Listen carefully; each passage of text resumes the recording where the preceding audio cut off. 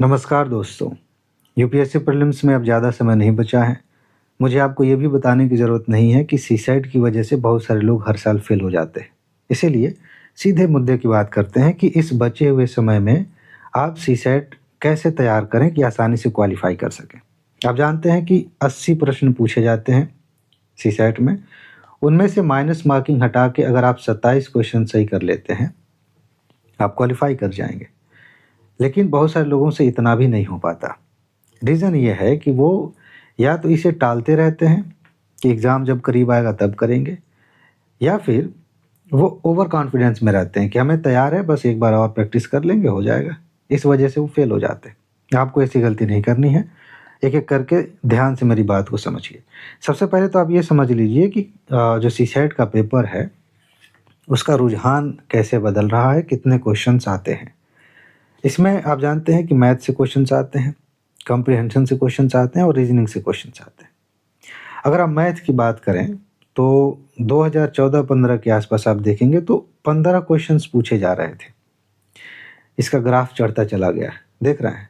2024 में यहाँ से 35 के आसपास क्वेश्चन्स पूछे गए हैं। कॉम्प्रिहेंशन से एक अच्छी बात यह है कि लगभग 4 सालों से, ये वाली लाइन है कॉम्प्रिहेंशन की, लगभग 4 सालों से ये बना हुआ है 27 के आसपास, इतने क्वेश्चन्स पूछे जा रहे हैं। थोड़ा बहुत ऊपर नीचे हो सकता है 1-2 क्वेश्चन, ठीक है। रीजनिंग में जैसे मैथ में चेंज आया है वैसे रीजनिंग में चेंज आया है। 2015 के आसपास आप देखेंगे 37 क्वेश्चन्स पूछे गए थे, यहाँ से 35। अब 15-16 प्रश्न यहाँ से पूछे जाते हैं एवरेज तौर पर। ये क्यों ज़रूरी है? क्योंकि बहुत सारे लोग बस जानते हैं कि 3 सेक्शंस हैं, वो इस हिसाब से अपनी रणनीति नहीं बनाते कि इन सेक्शन में क्वेश्चन कहाँ से आते हैं, कितने आते हैं मैथ से, कितने रीजनिंग से, कितने कॉम्प्रिहेंशन से। जब आप यही बेसिक चीज़ नहीं जान रहे होंगे तो आगे फिर क्या करेंगे? फिलहाल अभी आप जान गए ना कितने क्वेश्चन्स आते हैं। इसके बाद इन्हीं 3 स्तंभों को थोड़ा-सा और अलग तरीके से देख लेते हैं, जो गणित के क्वेश्चन्स होते हैं। वहाँ से सीधे-सीधे आपको नंबर मिलते हैं।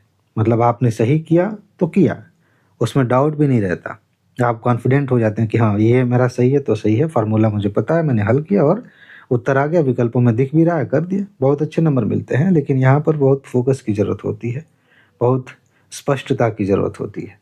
जो रीज़निंग के क्वेश्चन्स होते हैं, ये लो हैंगिंग फ्रूट्स आप कह सकते हैं। कुछ ट्रिक्स हैं, कुछ टॉपिक्स हैं जिन्हें आपने समझ लिया है, थोड़ा-सा प्रैक्टिस कर लिया है, तो बहुत आसानी से, जैसे सिलोजिज़म के क्वेश्चन्स हो गए, पासा के क्वेश्चन हो गए या ब्लड रिलेशन के क्वेश्चन्स हो गए, ऐसे प्रश्न आसानी से आप हल कर लेते हैं।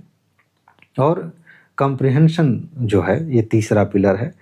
इसमें सबसे ख़ास बात यही होती है कि बाहर का जो ज्ञान है कॉम्प्रिहेंशन से बाहर, अभी हम बात करेंगे इस पर, उसको बाहर ही रखना है। ये सबसे मेन चीज़ होती है। बाकी आप इस पे फ़ोकस करते हैं। कुछ ट्रिक्स हैं, मैं एक काम कर रहा हूँ। एक वीडियो मैंने बनाई थी कॉम्प्रिहेंशन की, बहुत ही शानदार वीडियो है। उसका प्लेलिस्ट भी मैंने बनाया सीसैट का, उसका लिंक मैं दे देता हूँ डिस्क्रिप्शन में। एक बार ज़रूर देखिएगा। वैसे अभी हम बात करेंगे इस पे भी, लेकिन उसे आप ज़रूर देखिएगा। बहुत डिटेल में मैंने बताया है कि किस तरह के क्वेश्चन को कैसे हल करना है। फिलहाल ये 3 पिलर्स हैं जिनका नेचर इस तरह का है, हमने डिस्कस कर लिया। लेकिन हो सकता है कि आप इन 2 कैटेगरी में से किसी एक में हो। हो सकता है कि आप खुद को कहें कि हम नॉन मैथ वाले हैं, हमने आर्ट सब्जेक्ट्स पढ़े हैं और हमें मैथ नहीं आता। कुछ लोगों ने मैथ पढ़ा होगा इंटर तक, फिर भी इस लेवल पे आके तैयारी के दौरान मैथ नहीं आता, कोई बात नहीं। कुछ लोगों ने इंजीनियरिंग की है, विज्ञान पृष्ठभूमि से रहे हैं, मैथ में रुचि रही है, तो वो इस कैटेगरी में आ जाएँगे। अब हम बात करते हैं कि इन दोनों की प्लानिंग क्या होनी चाहिए। अगर आपको मैथ नहीं आता तो आपकी प्लानिंग क्या होगी, अगर आप मैथ में अच्छे हैं तो क्या करना चाहिए। सबसे पहले हम टारगेट्स की बात करें कि कितने क्वेश्चंस आप अटेम्प्ट करें। मैथ नहीं आ रहा है आपको तो वैसे भी आप बहुत ज़्यादा दूर तक नहीं जा पाएँगे, तो आपको अपनी एक्यूरेसी पे काम करना पड़ेगा। जो क्वेश्चंस आप कर रहे हैं उनमें आप बहुत अधिक श्योर होने चाहिए कि ये गलत होने की संभावना बहुत कम है, और 40 प्लस का टारगेट आप रखिए। 45 का टारगेट आप रखते हैं, आराम से काट-पीट के आप 30 के आसपास आ जाएँगे और आपका सिलेक्शन हो जाएगा। कम से कम प्रीलिम्स तो निकल जाएगा इसका, ये सीसैट। बाकी जीएस का कट ऑफ क्रॉस करने के लिए आप जानते हैं टॉप 300 की नोट दी जा रही है। इस समय सबसे ज़रूरी वही है। तुरंत जाइए, कमेंट में लिंक दिया, वहाँ पे ऐप का लिंक भी है, व्हाट्सएप नंबर भी है और इस समय 50% डिस्काउंट भी है। 599 में ही सारी नोट मिल रही है। तो वो कट ऑफ क्लियर करने के लिए टॉप 300, बाकी इस पे तो हम बात कर ही रहे। वापस आते हैं, अगर आप मैथ बैकग्राउंड से हैं, थोड़ा सा एक्यूरेसी को भी कम करें तो आपको प्रश्नों की संख्या बढ़ा देनी चाहिए। 55 से 60 क्वेश्चंस करके आइए आराम से, और 80 में से इतना आप कर लेते हैं तो आप श्योर हो जाएंगे कि हाँ हो जाएगा। इसमें अलग अलग कैटेगरीज के लिए मुख्य हथियार क्या है आपके पास? अगर आप मैथ में ठीक नहीं है तो आपके पास क्या ऑप्शन बचा है? आप आरसी ठीक करिए, रीडिंग कॉम्प्रिहेंशन को बेहतर करिए, मैंने बताया, आगे भी बात करूंगा और एक अलग से लिंक दे रहा हूँ, जाकर देखिएगा। लॉजिकल रीजनिंग पर काम करिए। इसमें क्या करना है, रीजनिंग के क्वेश्चंस के लिए एक तरीका मैं बता देता हूँ। एक छोटी सी कॉपी रखिए और अलग अलग चैप्टर्स के ट्रिक्स आप नोट करिए। डायग्राम बनाना है वो सब बना के, बहुत ज़रूरी, जैसे मैथ के फार्मूला होते हैं ना, वैसे ही रीजनिंग में भी कुछ ट्रिक्स होती हैं जिनको आपको याद रखना है कि कैसे समय, वरना आप तर्क लगाते रह जाएंगे, 5-10 मिनट हो जाएंगे एक ही क्वेश्चन में, तो फिर आप फेल हो जाएंगे, फिर कोई फ़ायदा नहीं है। तो रीजनिंग के लिए आप एक शॉर्ट नोट बना लीजिए। रीडिंग कॉम्प्रिहेंशन के लिए सिर्फ इतना करिए कि आप अभी तक का जो सीसेट का पेपर है ना, एक बार पूरा का, वैसे ज़्यादा हुआ नहीं है, 2011-12 के आसपास से जो भी पेपर आपको मिल रहा है वो सब लेके कॉम्प्रिहेंशन वहीं से प्रैक्टिस करिए। अगर आप किसी कोचिंग का कॉम्प्रिहेंशन प्रैक्टिस कर रहे हैं तो मेरे ख्याल से आप मिसगाइड भी हो जाएंगे और आप पैटर्न से तो बहुत दूर चले जाएंगे, आप फ्रस्ट्रेट भी हो जाएंगे। क्योंकि जिन चीज़ों पे यूपीएससी के पैटर्न को हम पकड़ लेते हैं आसानी से, बहुत बढ़िया ट्रिक काम आ जाती है, उन्हीं के साथ ही कोचिंग वाले खिलवाड़ कर देते हैं। उसी को जानते हैं कि आपने ट्रिक समझ ली है तो क्यों ना इसके साथ खेला जाए, और आपकी ज़िंदगी बर्बाद कर देते हैं। तो कॉम्प्रिहेंशन के लिए किसी भी कोचिंग का कॉम्प्रिहेंशन मत हल करिए, कभी करिएगा, देखिए किसी का टेस्ट लेके देखिए, जो क्वेश्चन जिस मानसिकता के साथ आप यूपीएससी वाले कॉम्प्रिहेंशन सही करते हैं उसी पैटर्न पे ये गलत करेंगे, कहीं ना कहीं कुछ फंसा देंगे, गलत हो जाएगा, वो खिलवाड़ बहुत भारी पड़ता है। तो ये 2 काम आप करिए। अगर आपको मैथ नहीं आता है तो मैथ में आप अच्छे हैं तो आपके पास हथियार है, आप नंबर सिस्टम अच्छे से तैयार करिए। हर साल लगभग 8 क्वेश्चन यहाँ से आ जा रहे हैं। लॉजिकल रीजनिंग आपको भी पढ़ना पड़ेगा, और ये मत समझिए कि आरसी पे ध्यान नहीं देना है। अगर आप मैथ बैकग्राउंड से हैं तो भी आपको इस पे कॉम्प्रिहेंशन पे ध्यान देना है, बहुत ज़रूरी है। वरना कई बार मैथ के क्वेश्चंस ऐसे आ जाते हैं ना कि समझ में नहीं आते, बहुत टाइम टेकिंग होते हैं, और आप इसमें बढ़िया कर सकते हैं। तो आपका भले ही मुख्य हथियार ये है, लेकिन आप इस पे काम करिए। और जिनको, वापस यहीं पे आ जाते हैं, गोल्डन रूल की बात करते हैं, जिनको मैथ में डर लगता है उनको डरने की ज़रूरत नहीं है। आप आराम से 75 अंक का अगर आप टारगेट लेके चलते हैं, और नंबर सिस्टम एक चैप्टर है जिसकी बात मैंने अभी यहाँ पर की, उसमें बहुत से क्वेश्चंस बड़े आसान टाइप के होते हैं, उसमें कम से कम 4 क्वेश्चन आप आराम से कर सकते हैं। थोड़ा सा प्रैक्टिस कर लीजिए, मैथ को बिल्कुल छोड़ के मत जाइए, किसी भी सेक्शन को छोड़ के नहीं जाना है। तो आप डरिए मत, उसकी प्रैक्टिस कर लीजिए। यूट्यूब पर वीडियोस पड़ी हुई हैं बहुत सारी, आप वहाँ से देख सकते हैं, बहुत आसानी से तैयार हो जाएंगे। और जो लोग मैथ बैकग्राउंड से हैं, ओवर कॉन्फिडेंस में, बहुत सारे बीटेक वाले फेल हो जाते हैं। उन्हें लगता है कि अरे हम तो मैथ पढ़े हैं, 4-4 साल तक मैथ पढ़े हैं, बहुत मज़ा आएगा। वो फेल हो जाते हैं क्योंकि उन्होंने बाकी चीज़ें पढ़ी नहीं। उनको लगता था अरे यहाँ से क्वेश्चंस तो खूब आ रहे हैं, इसी को कर लेंगे, रीजनिंग कर लेंगे, हो जाएगा। नहीं होता। यूपीएससी उतनी मूर्ख नहीं है, उसमें भी बहुत क्वेश्चन कठिन घुमावदार क्वेश्चन पूछे जाते हैं पैटर्न से हट के। तो आप आरसी का वो जो प्रैक्टिस करते रहिए पीवाईक्यू से, आपका काम हो जाएगा। इसके बाद अगर हम बात करें, अभी आप प्रैक्टिस कर रहे होंगे कहीं से भी, पीवाईक्यू से करेंगे तो बेहतरीन से, उससे अच्छा तो कुछ हो ही नहीं सकता। कहीं से भी कर रहे हैं, ये मॉडल अभी से अपनाइए, बहुत अच्छा रहेगा। एग्ज़ाम में अगर आप सोच रहे हैं कि अरे हम तो इतने स्मार्ट हैं कि एग्ज़ाम में ही जाएंगे, जो समझ में आएगा उसी हिसाब से करके आ जाएंगे, तो फिर बहुत मूर्खता वाली बात है। सबसे पहले आपको क्या करना चाहिए कि जिन क्वेश्चंस को आप 1 मिनट के अंदर हल कर सकते हैं, खोज के सबसे पहले उन्हें ही आसानी से हल करके आगे बढ़िए। इसमें बहुत कमाल की चीज़ आप कर सकते हैं। मैं जीएस में ये रिकमेंड नहीं करता कि आप एक-एक क्वेश्चन पूरा पलट के देखिए, लेकिन यहाँ पे आप देख सकते हैं। कॉम्प्रिहेंशन को देखते ही 1 सेकंड में पता चल जाता है कॉम्प्रिहेंशन है। मैथ के क्वेश्चन को देखते ही पता चल गया कि ये मैथ है। रीजनिंग के क्वेश्चन को तो 2-4 मिनट लगेंगे, आप पूरा पेपर 80 क्वेश्चंस हैं, पलट के देख सकते हैं और उसमें खोज सकते हैं कि कौन-कौन से क्वेश्चंस हैं जिनको आप 1 मिनट में, आधे मिनट में हल कर सकते हैं। उसमें पासा के क्वेश्चंस हो सकते हैं, उसमें नंबर सिस्टम के कुछ क्वेश्चंस हो सकते हैं, वो जो एबीसीडी वाला आता है प्रश्न वो भी हो सकता है। ये कुछ छोटे-छोटे क्वेश्चन हैं, अगर आपने 15-20 मिनट में 15-20 क्वेश्चंस कर लिए, चलिए मान लेते हैं आधे घंटे में 15-20 क्वेश्चन कर लिए, कितनी कमाल की बात है। आप सोच नहीं सकते कि कॉन्फिडेंस का लेवल कितना हाई होगा। और सीसैट में ना असली खेल कॉन्फिडेंस और एक्यूरेसी का है, बाकी तो सब ऐसे ही है। अगर आप बहुत अच्छी एक्यूरेसी के साथ 20 क्वेश्चन कर ले जाते हैं, 25 क्वेश्चन कर ले जाते हैं मान लेते हैं 1 घंटे के अंदर, तब आपके सफल होने की संभावना वैसे ही बढ़ गई। लेकिन अगर आप ऐसे व्यक्ति हैं कि नहीं हम एक-एक करके चलेंगे, एक पन्ना पलटेंगे, फिर दूसरा पलटेंगे, जो आएगा उसको करते चलेंगे, पक्का मान के चलिए कि आपके फेल होने की शुरुआत हो चुकी है। आप फेल हो जाएँगे, चाहे कितने भी अच्छे आप पढ़ के गए हों। लास्ट में क्या होगा, जब समय कम होगा आपके सामने इतना आसान क्वेश्चन आएगा जिसे आप कुछ सेकंड में हल कर सकते थे, तब तक आप थक चुके हैं, दिमाग अच्छे से काम नहीं कर रहा है, उसमें भी आपको एक्स्ट्रा दिमाग लगाना पड़ रहा है, गलती करके आएँगे। लेकिन अगर आपने इस पहले राउंड को खूबसूरती से निभाया अच्छे से, कि आधे घंटे में ही 15-20 क्वेश्चंस कर ले रहे हैं जल्दी-जल्दी खोज के, तब देखिए कितना मज़ा आ रहा है। इसी दौरान जब आप ये कर रहे होंगे, कुछ क्वेश्चंस आपको दिखेंगे राउंड 2 के लिए कि यार ये तो मुझे आता है, ये मैथ का क्वेश्चन है, ये मुझे आता है, लेकिन इसको हल करने में ना 2-3 मिनट लग जाएँगे। तो उसके आगे ए लिख दीजिए या स्टार बना दीजिए या जो भी आपको समझ में आता है, कोई संकेत बना दीजिए और आगे बढ़ जाइए कि इसे मुझे अब दूसरी बार में हल करना है। फिर जैसे ही आप इन आसान प्रश्नों को करते हैं, उन्हें पकड़िए, उन्हें हल करिए और इसमें ध्यान रखिएगा कॉम्प्रिहेंशन भी शामिल है। इसमें पहले राउंड में कॉम्प्रिहेंशन हो सकता है, इसमें भी हो सकता है। कुछ लोगों को कॉम्प्रिहेंशन में मज़ा आता है, तो वो कॉम्प्रिहेंशन को पहले राउंड में रख सकते हैं। उनके लिए स्ट्रैटेजी ये होगी कि आप खोज-खोज के पहले कॉम्प्रिहेंशन हल करिए और एक कॉम्प्रिहेंशन से दूसरे के बीच में हो सकता है कि 2-4 क्वेश्चंस दिए गए हों, उनमें कोई आसान वाला है तो आप उसको कर लीजिए, नहीं आसान है तो फिर आगे बढ़िए, अगला कॉम्प्रिहेंशन करिए। आप टारगेट रखिए कि 1 घंटे में मुझे सारे कॉम्प्रिहेंशन ही हल करने हैं, उसका अलग ही मज़ा है। लेकिन ये 2 राउंड करने के दौरान एक तीसरी चीज़ है जो आपको ध्यान रखनी है, ये बहुत महत्वपूर्ण है। क्या है ना, कुछ क्वेश्चंस ऐसे होते हैं जो आ भी रहे होते हैं और नहीं भी आ रहे होते हैं। उसमें खींचतान खूब चलती है। वहाँ पर असली टेस्ट होता है आपके धैर्य का, आपकी समझदारी का। अगर आप सच में समझदार हैं तो ऐसे किसी भी प्रश्न के साथ लड़ने का समय आपके पास नहीं है। मत लड़िए। हो सकता है कि आपको लगे कि मैं अगर 2 मिनट और लगा दूँ तो मुझे इसका उत्तर मिल जाएगा और ऑलरेडी आप 2 मिनट लगा चुके हैं, तो रहने दीजिए, अब उसको कैंसल करिए, आगे बढ़िए। ये 2 राउंड अच्छे से करने के बाद अगर आप 45 क्वेश्चन के ऊपर पहुँच चुके हैं, तो वैसे भी करने की ज़रूरत नहीं है।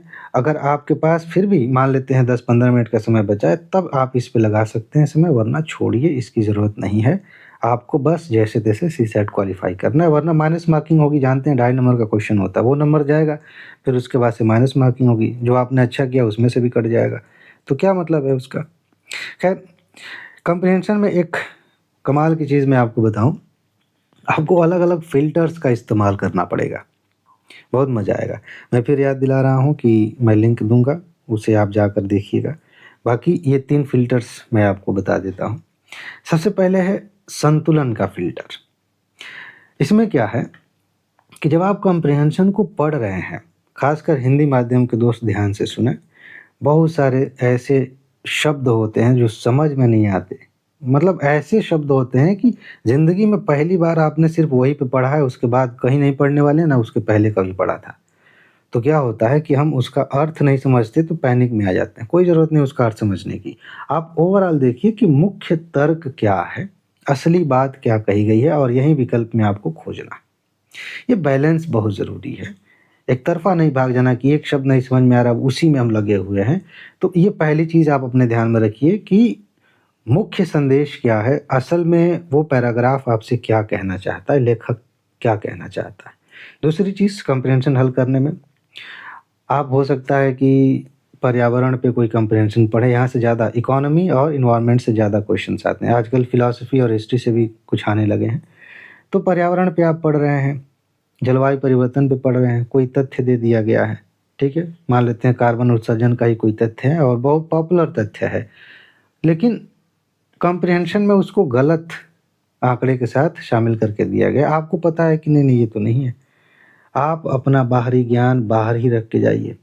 जो कम्प्रिहेंशन में लिखा है, उसी के आधार पर आपको अपना दिमाग लगाना है। बाहरी तर्क, बाहरी ज्ञान अगर आपने लगाया, तो बहुत बार आप गलती करेंगे। और यूपीएससी ऐसे क्वेश्चंस देती है। सोसाइटी के जो पैराग्राफ होते हैं, महिलाओं से या पिछड़े वर्ग से जुड़े हुए जो क्वेश्चंस होते हैं, उन्हें पता है कि आपके दिमाग में कौन-कौन सी नैतिकताएँ भरी हैं।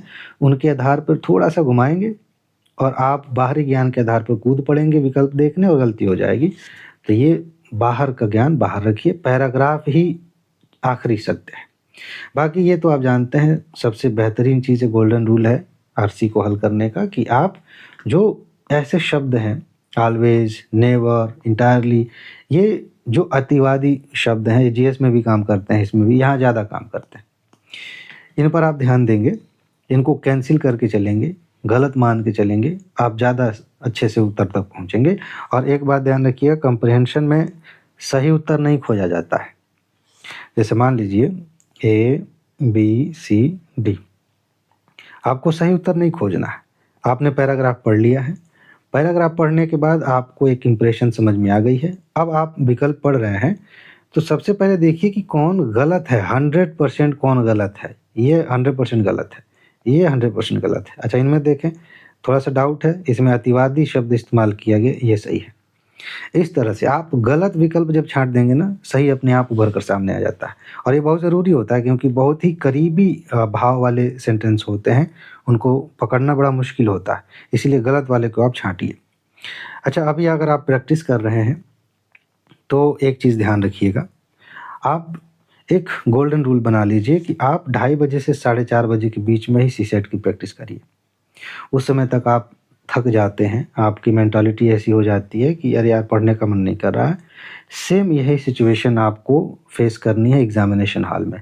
आप सेंटर पे गए हैं, थके हारे हैं, कहीं बैठने की सुविधा नहीं होती, धूप होती है, बहुत सारी समस्याएँ होती हैं, और एक पेपर अभी दिए हैं, थके हुए हैं, कुछ अच्छा खाया भी नहीं है, एनर्जी उतनी नहीं है, फिर आपको 2 घंटे एग्ज़ाम देना है, तो आप उस आधी एनर्जी के साथ पूरा ज़ोर लगाने जा रहे हैं, उसकी प्रैक्टिस अभी से करिए। आपका दिमाग पहले से उसका आदी हो जाना चाहिए कि इस समय हमें फ़ोकस होके काम करना है, तो ज़्यादा अच्छे से आप काम कर पाएँगे, ठीक है?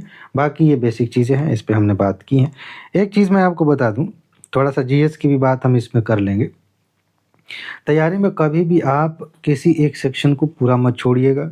ये नहीं कि आपको मैथ नहीं आता है तो मैथ छोड़ दिए, या मैथ बहुत अच्छा आता है तो आपने आरसी को छोड़ दिया, ऐसे नहीं करना है। आप सब लेके चलिए, और सीसैट में तुक्का नहीं चलता। यहाँ पर कोई उस तरह से ट्रिक नहीं चलती। मैंने आपको ट्रिक वाली एक सीरीज़ दी है, सारे सब्जेक्ट्स बताए हैं। मैंने ये भी कहा है कि जो क्वेश्चन आपने पढ़ा नहीं है, जिसके बारे में कुछ नहीं जानते हैं, उसे भी आप सही कर सकते हैं। वो जीएस में काम करेगा। सीसैट में अगर ऐसी मानसिकता के साथ आप जाएँगे, बहुत बुरा फँसेंगे, बहुत ही ज़्यादा गलतियाँ होंगी और माइनस मार्किंग वो ज़्यादा हो जाएगी, फेल हो जाएँगे। यहाँ पर तुक्केबाजी की कोई जगह नहीं है। गलती से भी मत सोचिएगा कि 80 के 80 प्रश्न कर देते हैं, कुछ तुक्का लगा देते हैं और 27 ही तो करना है, काट-छाँट के आ जाएँगे। ये गलती अगर आपने की, तो समझ जाइए कि आप पहले से फेल होने के लिए बैठे हैं। अगर सफल होना है तो यहाँ तुक्केबाजी छोड़िए।